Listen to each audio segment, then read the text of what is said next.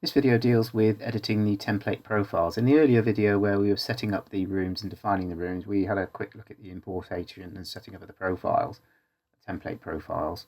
So to actually access the template profiles, it's up to the edit menu into template profiles. Now, for example, if I decide to make a change to a profile, let's say, for example, the office profile, if I edit that profile, and let's say I wanted to make subsequent changes, I could change the temperatures here.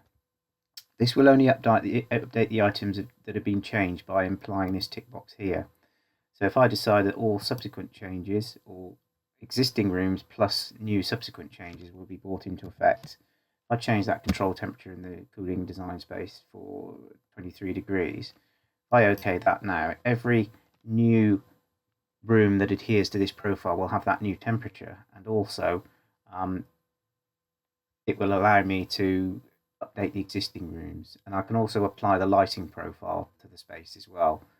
So if I say yes to that and then close, every room that I go into now will now have the template profile set to 23 degrees.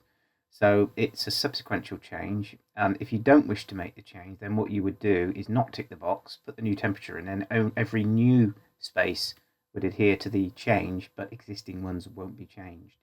So you can decide whether you want to update existing and add new value to the new spaces, or just effect a subsequential change.